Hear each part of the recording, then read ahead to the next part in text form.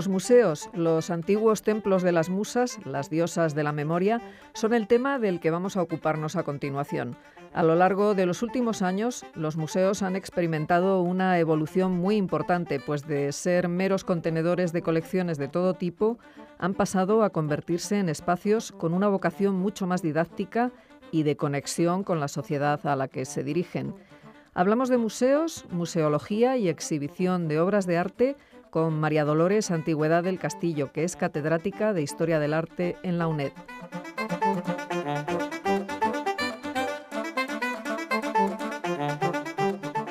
María Dolores, muy buenos días y bienvenida a Sin Distancias. Buenos días.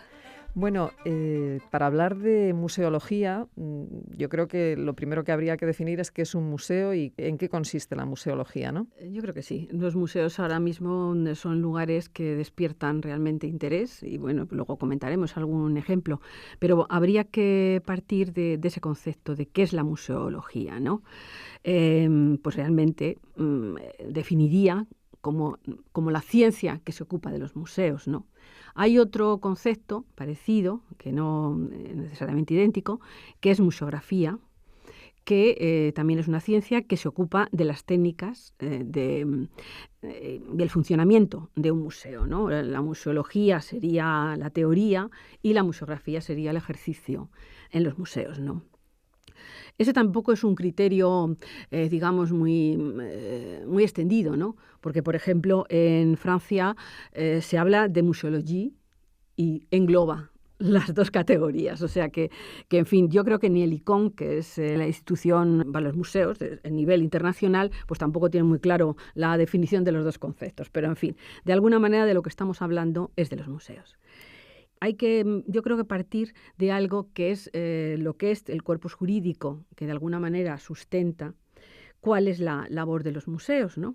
Y nuestra Ley de Patrimonio Histórico Español, en el artículo 66, la Ley 16 de 1985, de 25 de junio, define a los museos como instituciones de carácter permanente que adquieren, conservan, investigan, comunican y exhiben para fines de estudio, educación y contemplación conjuntos y colecciones de valor histórico, artístico, científico y técnico o de cualquier otra naturaleza cultural. De alguna manera son la institución encargada de difundir la investigación en todos esos campos, ¿no? También podríamos decir que un museo tiene que contar con una serie de requisitos. Por ejemplo, debe tener colecciones, debe tener espacios específicos, debe contar con recursos humanos y, sobre todo, financiación. O sea, podemos tener alguna de estas cosas, pero si no las tenemos todas, realmente eso no será un museo, ¿eh? Y sobre ello, pues, podíamos hablar. O sea, ahora mismo hay muchas instituciones que se denominan museos, pero realmente en muchos casos no pasan de ser un parque temático, ¿no? En fin, sobre eso hay mucho camino. Desde el marco español, pues bueno, las leyes autonómicas que también regulan esas instituciones, pues de alguna manera están un poco lastradas con la idea sobre el concepto de museo, ¿no? Y el concepto de museo ha ido cambiando tanto como ha ido cambiando la sociedad a lo largo del tiempo, ¿no?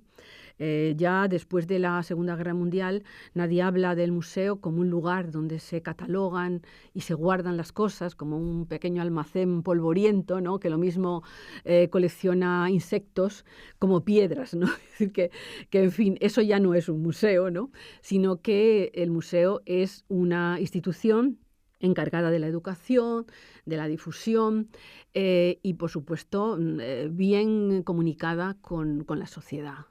Quizás es en lo que más ha cambiado, ¿no? Los museos. Realmente es eso, ¿no? De la valor función didáctico, de ¿no? lugar de investigación, donde se juntan los expertos y trabajan y investigan, pues ha dado lugar a esa obligación de salir a la sociedad y de servir para la educación. Esa ha sido la gran contribución de los museos. O sea, educar a la sociedad. El cómo se ha llevado a cabo eso, pues eso es más complicado de definir. Porque hay algunos museos que realmente han jugado con otro factor, que es el salir al exterior, al salir a las redes sociales, como se dice ahora, pero en otros momentos por otros medios, para hacerse presentes en la sociedad. Uno de los ejemplos más significativos es, por ejemplo, el Museo Guggenheim de Nueva York, que realmente es una colección que se abre a la sociedad en un contexto urbano realmente muy espectacular, como es la Quinta Avenida de Nueva York, con una arquitectura que en sí mismo es una ruptura con lo que les rodea y que además está dirigida por personas que algunos de ellos pues lo reconoce, que hablan de que la seducción, ese es mi negocio. O sea, yo tengo que atraer al público al museo, ¿no? Y entonces a eso han jugado muchos museos, a atraer al público y fascinarlos con la propuesta, ¿no? Eso también tiene una contrapartida y lo estamos viendo en algunos casos en los que pues ya no se consigue atraer a tanta gente. Y es más, si el proyecto y el discurso museográfico y todo lo demás no está bien estructurado, lo que vamos a crear es un factor de desilusión del público que acude, al que de alguna manera se le ha invitado a esa visita, que va a ver, que nunca ha visto. Eso que si uno no lo ve es que ha perdido la ocasión de su vida. Es decir, que ese es un concepto que, bueno, pues ahora está a debate, ¿no? ¿Qué es lo que tienen que hacer los museos? ¿Atraer el número más elevado de personas, de visitantes, o realmente llevar un discurso que realmente eduque y sepa y enseñe a la gente a mirar, ¿no?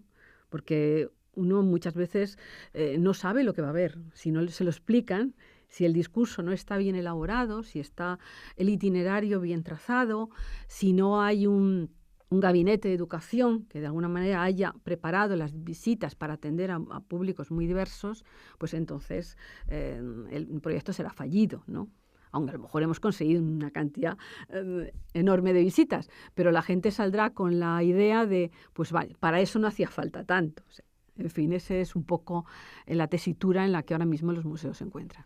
Quizás la respuesta está en buscar el equilibrio, ¿no? Entre sí, la gran exposición que atrae a millones de personas y la colección permanente que realmente la gente necesita conocer y visitar más a menudo, quizás. Yo creo que esa ha sido una labor enorme.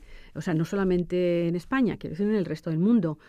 Pensemos que hace escasamente 40 años los museos estaban prácticamente anclados en una tradición, más o menos, ¿no? Y estamos hablando de museos, por ejemplo, la National Gallery de Londres o los museos alemanes que han crecido. O sea, se han expandido y han incorporado nuevos edificios y todos tienen la necesidad, evidentemente, de hacer mucho más visible lo que custodian, pero también de ponerlo a la altura de los visitantes. Ahora mismo no estamos hablando de expertos, ¿no? Si leemos textos del siglo XIX, pues la gente habla o escribe de lo tedioso que podía ser una visita a un museo, ¿no? Dice, bueno, la gente va porque es que hay que ir, o sea, hay que ir porque es un museo y es importante, pero la gente realmente se aburre, ¿no? Entonces, la capacidad esa de transmitir el valor de su colección, ya sea de minerales o de insectos o incluso una colección artística, pues eso yo creo que está en el secreto de lo que debe ser una buena museología. ¿Qué destacarías de la actualidad de los museos? Antes, por ejemplo, has hablado de cómo el Museo Guggenheim había exportado su fórmula, ¿no? Por ejemplo, aquí en España, ¿no? Sí. Ha creado un nuevo museo. ¿Qué destacarías? Pues yo creo que esa ha sido la gran apuesta. Si el Guggenheim salió con una arquitectura que por sí misma era tan importante que parecía que el contenido era algo irrelevante, pues ahora esa fórmula se ha manifestado como algo problemático. Porque, por ejemplo, el Guggenheim Bilbao, la gran apuesta que yo comprendo que era importantísima para lo que era la regeneración de la ría de Bilbao, pero resulta que se ha convertido en un contenedor que por sí mismo es casi una obra de arte. Entonces, lo que dentro contiene no está muy claro que sea muy viable, ¿no? Y yo creo que se esfuerzan en mostrar al público cosas interesantes, pero por sí mismos la arquitectura parece que se ha comido a lo de dentro, ¿no? Y esa fórmula yo creo que está en crisis, o sea, realmente ha hecho crisis. ¿Y la proliferación de centros de arte moderno, por ejemplo, que se ha dado en nuestro país? ¿Qué opinas sobre? Bueno, pues ¿Tiene en este muchos mismo problema? casos, desgraciadamente, pues ha sido más importante conseguir un edificio que lo que tiene dentro. O sea, Y que ahora, el mismo problema que en el Guggenheim. exactamente. Es decir, ahora resulta que hay arquitectos que diseñan los espacios arquitectónicos para un determinado museo. Y hay veces que se ajustan o no. Aquí se han inaugurado en este país muchos, bueno, por referirnos a lo que es más conocido, ¿no? Como el Centro Galego de Arte Contemporáneo, el Iván de Valencia, el Museo en la Cartuja, en Sevilla. En fin, quiero decir, son espacios que luego son muy complicados de configurar, porque pueden no tener colección. O sea, y pueden funcionar con una serie de actividades, con exposiciones que les llegan o en las que trabajan, pero por sí mismos no tienen una colección fija. Eso tiene a veces muy difícil anclaje y algunos se han visto en situaciones problemáticas, ¿no? Por ejemplo, el centro de Canarias, en Las Palmas, pues realmente sí que ha tenido dificultades para salir adelante, porque ahora mismo, en una época de absoluto recorte, con las financiaciones muy reducidas, pues los primeros damnificados han sido los museos.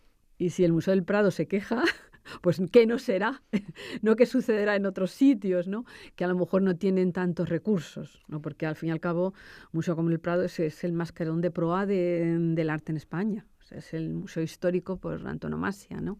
Los otros son más complicados, porque además los museos de arte contemporáneo, aquellos que trabajan en ámbitos mucho más limitados, tienen por una parte una dificultad. ¿Son históricos de la modernidad o solamente enseñan las últimas tendencias?